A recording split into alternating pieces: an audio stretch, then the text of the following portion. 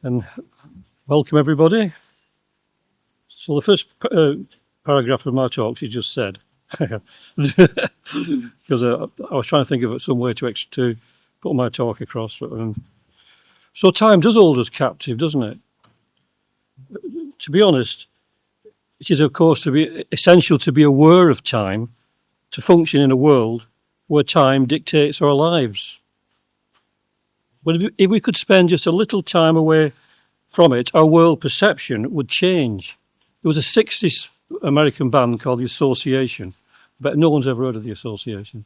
and one of the lines from one of the songs was, "I took off my watch and found I had all the time in the world." Which I thought was a really good idea. So there are so many masks that keep us from awakening to our true self. Our minds are absorbed in everyday affairs. The whole of society is based upon the fact that there is only one life. And all that matters is gearing everything to that one life and making everything fit into those few years that we are in this incarnation. I was reading I think it was a Taoist book, and it said that on average we have 30,000 days to live. And it passes quickly, as I'm realising now. So most people never see the bigger picture. And death is something that is shut out of our minds and the minds of most people, and who live as if it does not exist until it becomes very close. And then people start to think of their mortality. And perhaps in some ways this is the right way to go about things, as to constantly be thinking about death can be debilitating. Living in the present moment is a basic teaching of Theosophy and all true spiritual traditions of the East and of the West. But if people were to be aware of the beauty of so-called death, then this would set their minds on a completely different course of action and thought.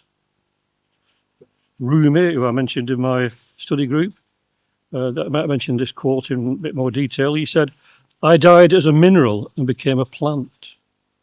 I died as a plant and rose to animal. I died as an animal and I was man. Why should I fear? When was I less by dying?" And that's very profound. And HPB wrote, "Death is ever a friend and deliverer to our spiritual selves. Death is ever a friend and deliverer." And she also said, "From strength to strength, from the beauty and perfection of one plane to the greater beauty and perfection of another, with accessions of new glory, of fresh knowledge and power in each cycle. Such is the destiny of every ego, which thus becomes its own saviour in each world and incarnation." That's very beautiful. That says everything, doesn't it? I'll say that again. From strength to strength, from the beauty and perfection of one plane to the greater beauty and perfection of another, with accessions of new glory, of fresh knowledge and power in each cycle. Such is the destiny of every ego, which thus becomes its own saviour in each world and incarnation. That says everything to me. It says everything that needs to be said. So I'll end my talk there.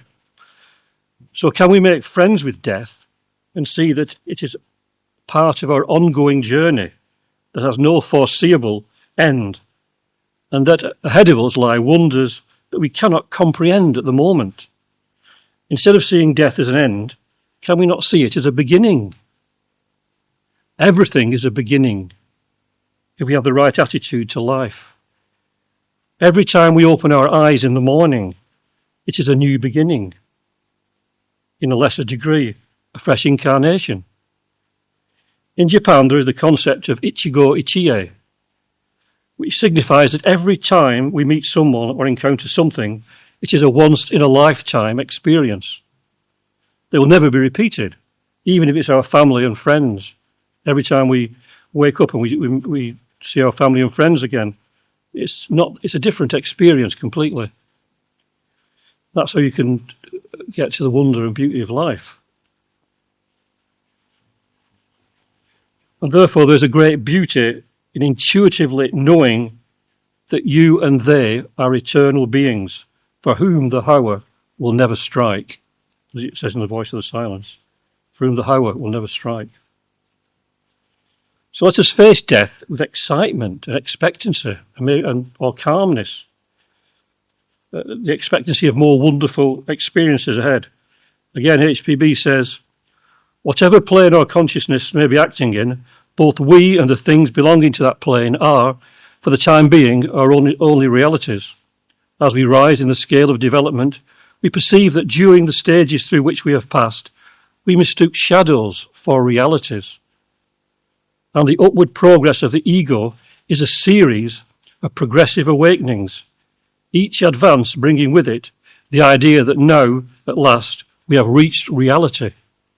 But only when we shall have reached the absolute consciousness and blended our own with it, shall we be free from the delusions produced by Maya or illusion. So our view of reality changes due to the limitations of our perceptive qualities. If you look at what we think of reality using intellectual concepts, then we may think we know what it is and gain some dim view of things that is far from the truth. We may imagine that we have awoken from the dream. Novalis, the German writer, poet and philosopher, said, our life is no dream, but it should and will perhaps become one. Whilst we are in this incarnation, it seems that we are living the only reality. Life certainly does not seem like a dream or an illusion to us. Everything appears solid, and our joys and pains don't seem to be unreal. When we dream, it's as if we are watching a film on a screen, a long way from the world that we experience in a waking state.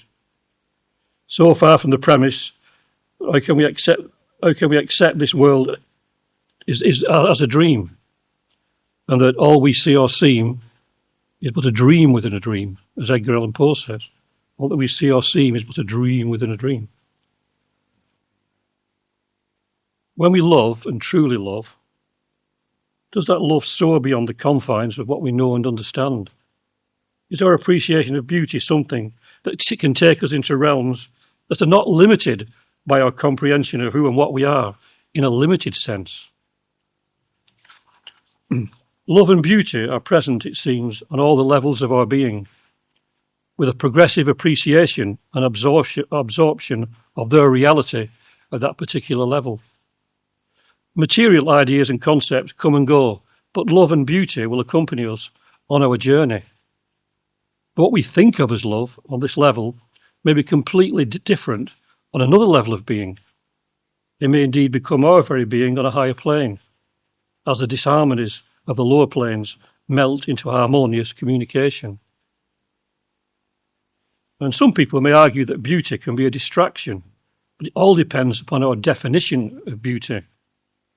Plotinus, the Neoplatonist, in his treatise on beauty, bases his ideas on the fact that beauty is an abstract concept that manifests in many ways, while still remaining impersonal in essence. Beauty is beauty, whatever masks it wears, and true beauty proceeds from the spiritual side of our nature. It is the glimmering of the spirit within us or around us, and if we learn to read the message of beauty, it can become our guiding star through all the trials and temptations of life. For in all the manifestations of beauty, there is a hidden message that, as Plotinus says, only lovers will ever find. When he says lovers, he refers not to lovers in a sentimental or sensual sense, but those who have nurtured within themselves an inexpressible yearning to go out towards the infinite and have reached a point in their lives when it has become the one essential thing, a line of life meditation. Because that's the theosophical interpretation of meditation, the inexpressible yearning of the inner man or woman to go out towards the infinite. We experience beauty in so many ways. Mainly we think of it as pertaining to the sense of sight. We also find beauty in music, poetry, paintings, as well as in traits of character in someone or intellectual beauty. And as Plotinus says, the beauty of virtue, or deeper still, we become aware of spiritual beauty, which is the essence of all. Oneness is the basic teaching of Theosophy. Separateness is the keynote of the material world we live in. Separateness, the great heresy that weans us from the rest, as the voice of the silence tells us. As long as we suffer under the illusion of separateness, we will never awaken to our true self. And the world is very much based upon separateness, isn't it? Nowadays we can see it's a crazy world, as I've said at the beginning. That's why we fight and argue, because we believe in that we're all separate, but inwardly we're all one. We have the same divine essence. And that's how we can come together in love, peace and harmony. But there is a vast difference between an intellectual acceptance of oneness and an actual experience of it. Intellectuality, one can become angry or frustrated at those who don't accept what we believe and whose reactions seem to be negative. This is because the lower ego predominates in you as much as them, and you fail to have a first-hand insight into their divine nature, which is overshadowed by their material nature. So we need to train ourselves to at least become aware of that nature and to train our intellect to accept that behind the facade there is the divinity that we all share. The limitations of the intellect runs through our lives and can create doubts, as all its knowledge is second-hand and does not come from first-hand experience. Something else I mentioned probably in a study group in different places is the thing about the strawberry. I think I mentioned the strawberry in my study group, that you don't know the taste of a strawberry until you put it into your mouth. You can go to strawberry lectures. You can read books on strawberries. Until you pop that strawberry into your mouth, you won't know how it tastes. And it's the same with spirituality. Until you experience it within, you don't really know what it is. And it's probably something so different than what we think it is. Because we can't think what it is, because it's beyond thought. So we can only have signposts that lead us deeper and deeper into our true nature and follow those signposts. I always think it's like if you walk across the moors on your way to a certain place, you need signposts to tell you which way to go. Otherwise you'd end up somewhere completely different than where you want to go. But you have to do the walking yourself. The signposts only point the way. So to me, the teachings of the masters and this, they point the way. But we have to find our own way. And as it says in the voice of the silence, the means to reach it will vary with the pilgrims. The Zen say 1,000 monks, 1,000 ways. We're all going to the same place. We're all on the same pilgrimage. And we all have to help each other along that often thorny path, that we travel. We're all going the same way, hopefully.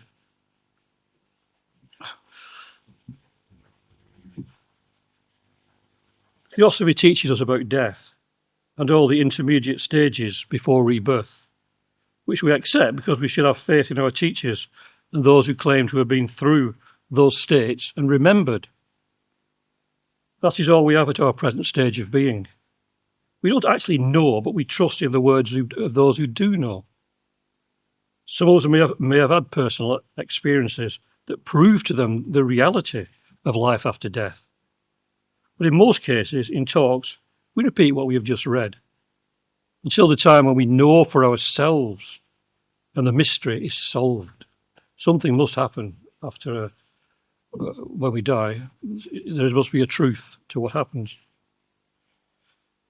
And Rumi again. Rumi is one of my favourites. He's most of you know, he's a Sufi poet and spiritual teacher. And this, again, I've mentioned this before many times. He says, "This place is a dream. Only a sleeper considers it real. Then death comes like dawn, and you wake up laughing at what you thought was your grief." You wake up laughing at what you thought was your grief. So the reference is always to sleeping, dreaming, and awakening. As above, so below. Once we take the stance that we are eternal beings, all fear dissipates, like the mists before the morning sun. And we see that this life is just one chapter in the never-ending story of our experience. Another thing I like is the the film The Never-Ending Story. And one of the characters says, "We are all part of the never-ending story." And that's quite true. We're all part of a never-ending story. It's like a drama. Like HPB says, we're like actors upon a stage. We have our parts, our entrances and our exits. And as Shakespeare says, and we are we're all part of this drama this vast drama that never ends. But yet there's also a sadness at passing from this particular life and all the people and places we have become attached to. The Japanese have the expression mono no aware, which points to the poignancy but the beauty of life. But those we truly love are never really lost, and we will surely meet again in a future incarnation. William Kwan Judge once said to his students, "Are you so foolish to think we are meeting for the first time?" And probably all of us here are meeting for the first time. We may have met many times, and we're all, everything that we do brings us to this point, doesn't it? To this moment where we're all stood here. I'm talking to you, and we sat there listening, and everything that's happened in our lives and all our incarnations has brought us to this moment, this present moment. It's always the present moment, always the present moment. So true love takes its root in the soul way beyond emotional or physical love. We have experiences of meeting people we feel an immediate connection with on many different levels. I've had that quite a few times in my life. Can this also be what we refer to as love at first sight? Or the various relationships that are formed quickly? Is that the reason? Is that the reason for it? Most likely it is. We may know someone for all of our lives and feel no real connection with them. We may have a friend for all our lives, or even a family member. We don't feel any real connection with them. On the other hand, we may meet someone, and within a few days or even a few hours, have formed a deep and lasting relationship with them.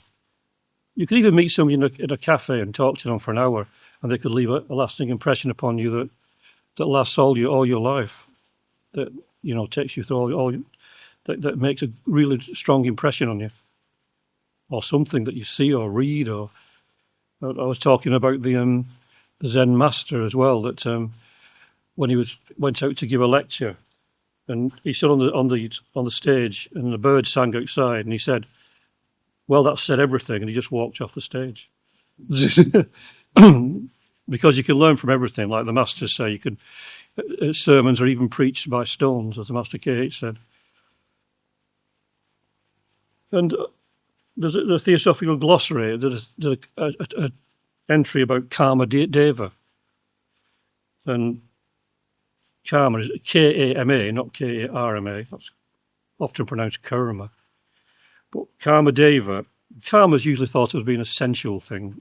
But the Theosophical Glossary says, in the popular notions, the god of love, Vishvadeva, in the Hindu pantheon, as the Eros of Hesiod degraded into Cupid by exoteric law, and still more degraded by a later popular sense attributed to the term, so is Kama a most mysterious and metaphysical subject.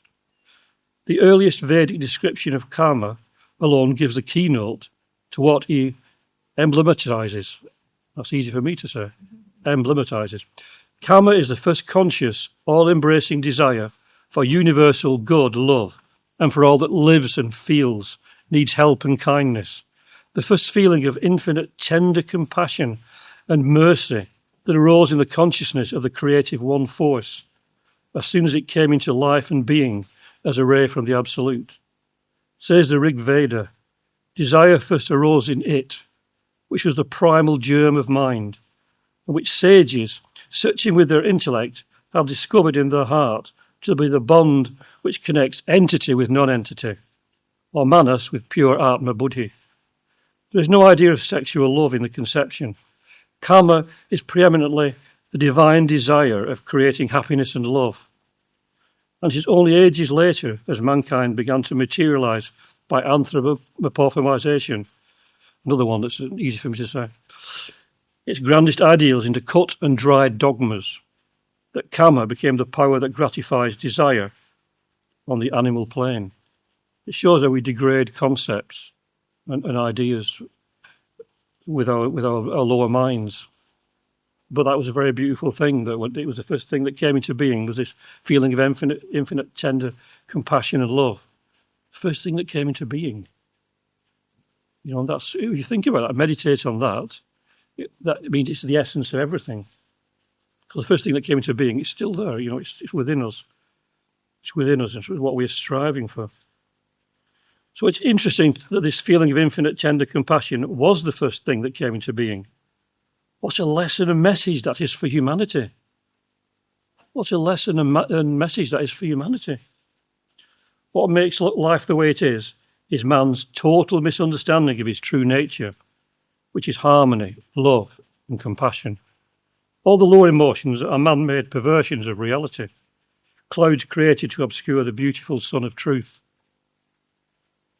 HPB tells us that immortality is but one's unbroken consciousness.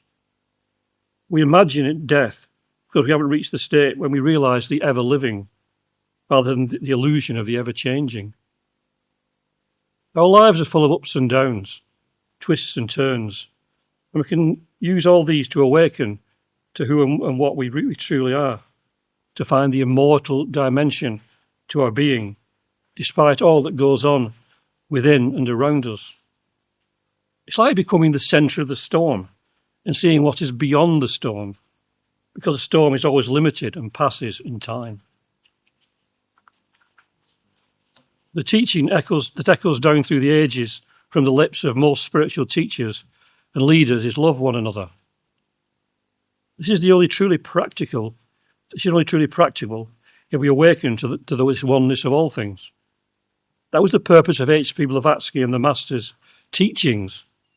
The secret doctrine was not given out so that we could just gain information about the principles of man, the planet and the solar system to our own satisfaction. They were given out so that we had a solid basis to realise this oneness, so that it wouldn't be based upon vague mysticism or emotionalism. But the aim is to apply what we learn for the good of all. If one takes the time to study the works of H.P. Blavatsky, The Secret Doctrine, Key to Theosophy, Voice of the Silence, and her many articles, this shines through very clearly, as she is a representative of this brotherhood of bodhisattvas that initiated the society. It is through this realisation that we can awaken the intuition if we study in the right way, meditating on the words and trying to bring them to life. Bring them to life is a very important thing, so that you don't remain just a dead letter. That is not to say that there are not other ways to reach this understanding, but there is food, because there is food for many different temperaments. I have found that studying theosophy helps to throw a light on many different systems and gives one discrimination, being able to sort out the wheat from the chaff and know what increases our ability to attune ourselves to the higher self and what alienates us more. The knowledge that must be acquired is, of course, not just intellectual, but knowledge that takes us beyond this mind that we so prize. This is a test to let go of that intellect when we are ready. It becomes a barrier at a certain stage, a comfort zone. It's like the idea of the raft in Buddhism, that you need a raft to cross a river, but once you get across the river, you don't need the raft any longer. I'm sure somebody mentioned that earlier. Because if you carry the raft with you, it becomes a burden. Well, the raft is the intellect. It's essential at a certain point to get across the river, but it's not something we should cling to. Maybe there are other rivers that you need other rafts to cross. I don't know. We don't know what's ahead, really.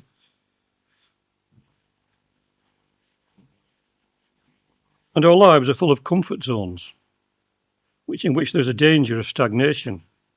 But the real comfort zone is the higher self, which is our Lord, our witness, our resting place, our asylum, and our friend, as the Gita says. Though it can become our enemy if we war against it with our allegiance to the lower self and all its desires. W.K. Judge once again says, The higher self is our true friend if we will but accept that friendship. We need to understand this fact when Krishna, speaking as the higher self in the Gita, says that whenever there is a decline of righteousness and an ascendance of immorality, that he is born for the protection of the good and the ending of wickedness. This does not just refer to the world, but to the individual. Our higher self will always come to our rescue if we have the right kind of faith, not blind faith, faith based upon knowledge, as above, so below. This statement could also be used regarding the solar system, the universe, etc. Robert Crosby, an early theosophist who founded the United Lodge of Theosophists, wrote about the power of the 59th minute of the 11th hour. The power of the 59th minute of the 11th hour. Meaning that if we have faith, enlightened faith, again, as I've said, not blind faith, in our higher selves, that no matter how dark our lives are at times, at the very last moment, something will come along to shine a light into that darkness and to help us. It's like the light at the end of the tunnel. And someone said, could that not be the light of an oncoming train? But as some people jokingly say. But the illumination which is the illumination that comes from beyond all these troubles that vex just the personal self. Beyond all this, there is an eternal calm and peace. Our higher selves always dwell in a place of eternal calm and peace and harmony. But for the majority of people, the idea of a higher self never enters their consciousness, and for many others, it remains an intellectual concept. To actually take the stance of the higher self is a rarity in modern society. Yet all of us have the opportunity to become what we are beyond all the labelling. You know, we all have labels and we all live by labels all the time. To realise our true potential and to realise that we are not creatures of a day, but we have to become aware that we are immortal beings and denizens of eternity. Denizens of eternity. There's a process of awakening which is kind of a divine discontent with the status quo and a desire to seek permanence in the midst of the inner and outer changes that we all go through. Change is often accompanied by suffering. Once we become aware of our impermanence and before we have realised our immortality, there may be a period when we go through a dark night of the soul, when we become downcast as a result of all our material goods and our earthly thoughts not providing the sustenance that we need. Our physical mortality becomes very apparent, and we cry out to the higher self to reveal to us our true nature. The cry may be conscious or unconscious at first, but in time we are given the opportunity to take our progress in hand and forge our own destiny. I remember when I was very young, I used to follow lots of different paths. I tried Christianity, I tried Buddhism, I tried Hinduism, I tried the Divine Light Mission, Brahmas, Kumaris, different things, and I got so confused at which to follow that one day I was in the countryside. And I just said, "Please show me the truth," and that was a cry to my higher self. And then I saw an advertisement for the Theosophical Society a few days later, and I realised that there is no religion higher than truth. And so from then on, the rest is history. You know, that was in 1906. no, it was in 1973. Yeah, I used to get very much into Lobsang Rampa as well. And he helped a lot, even though now his books seem very banal. But at the time, it helped a lot. I was very young. It is true that all the poetry and music in our lives, all the compassion and love, all the hope and optimism, joy and comfort in dark times comes from the higher self. That is how it speaks to us. It is beautiful to contemplate that there is this unfailing wellspring of love and light in our lives that can never die once we awaken to it. The language of the soul comes to us through intimations of our immortality, as Wordsworth said, and in the bliss we feel at times in just being alive, in spite of the difficulties we encounter in our pilgrimage back to our true self.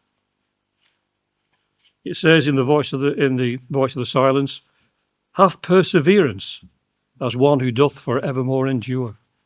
I love that. That's one of my favourite lines, actually. Have perseverance as one who doth for evermore endure. Thy shadows live and vanish, the personal selves of the shadows. That which in thee shall live forever, that which in thee knows, for it is knowledge, is not a fleeting life. It is the man that was, that is, and will be, for whom the hour will never strike. It also says later, look inward, thou art Buddha. Look inward, thou art Buddha. So these words from the voice of the silence are worth meditating upon. I think every verse from that work can be meditated upon.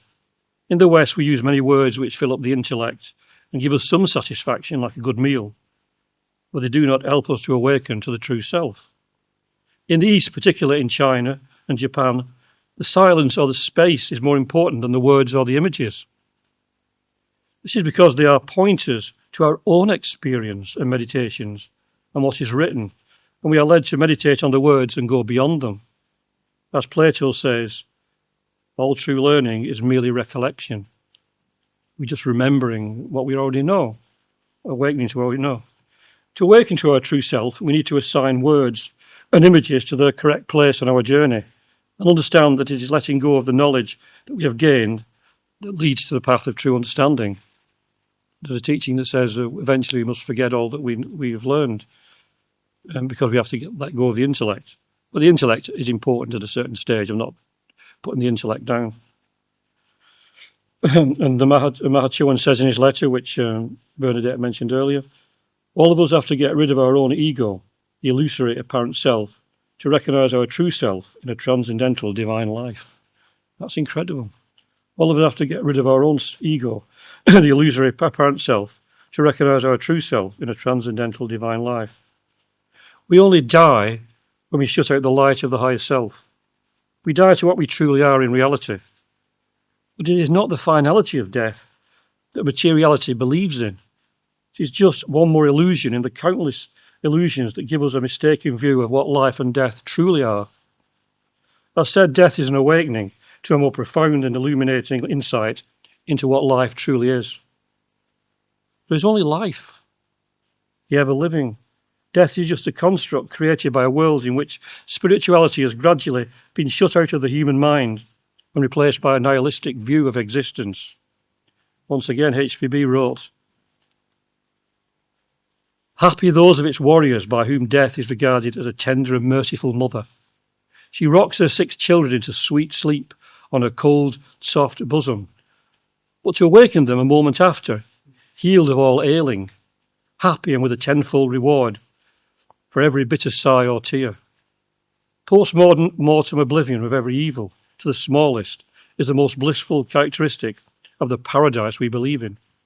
Yes, oblivion of pain and sorrow, and the vivid recollection only, nay, once more, the living over of every happy moment of our terrestrial drama.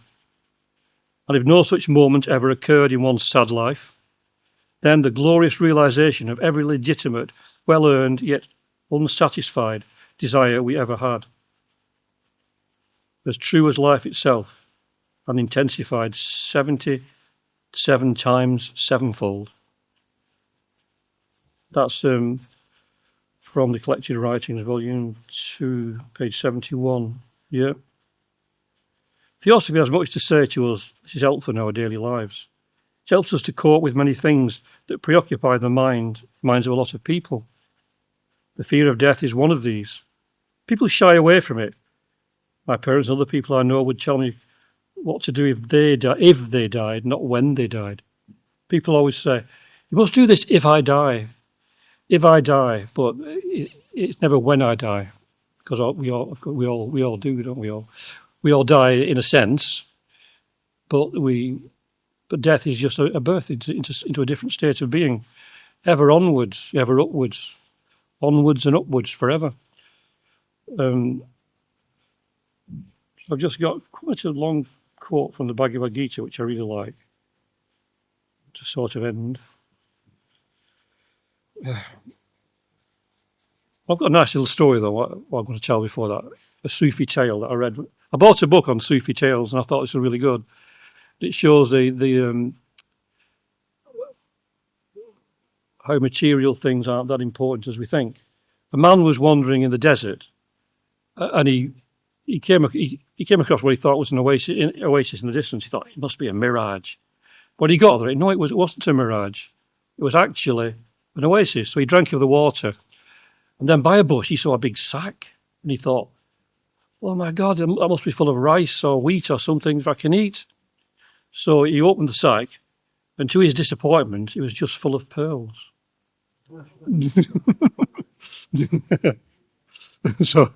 So you know, it's so material goods aren't always that useful in certain situations.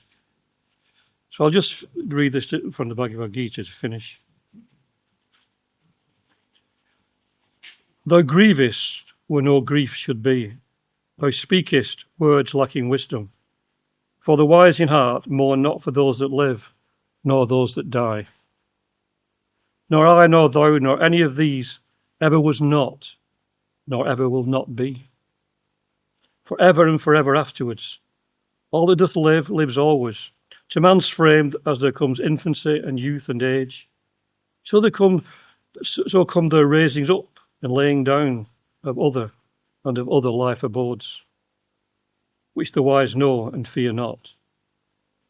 This that irks thy sense life, thrilling to the elements, bringing the heat and cold, sorrows and joys, 'tis brief and mutable. Bear with it, Prince, as the wise bear. The soul which is not moved, the soul that with a strong and constant calm takes sorrow and joy indifferently, lives in the life undying. That which is can never cease to be. That which is not will not exist. To see this truth of both is theirs who part essence from accident, substance from shadow. Indestructible, learn thou. The life is, spreading life through all. It cannot anywhere, by any means, by any wise, diminished, stayed, or changed. But for these fleeting frames which it informs, with spirit deathless, endless, infinite, they perish. Let them perish. Never the spirit was born. The spirit shall cease to be never. Never was time, it was not. End and beginning are dreams.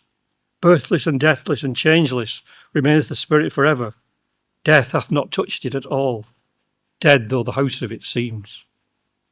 Nay, but as one layeth his worn-out robes away, and taketh new ones, saith, These will I wear today, so putteth by the Spirit lightly its garb of flesh, and passeth to inherit a residence afresh. I say to thee, weapons reach not the life, flames burn it not, waters cannot overwhelm, nor dry winds wither it.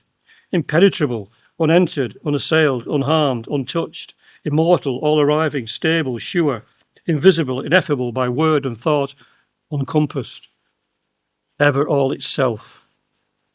Thus is the soul declared. How wilt thou then, knowing it so, grieve where thou shouldst not grieve? And that's from Sir Edwin Arnold's version, the Song Celestial, his poetic version of the Bhagavad Gita. So as it says in the voice of the silence, as I mentioned earlier, we should all have perseverance as one who doth for evermore endure. Thank you very much.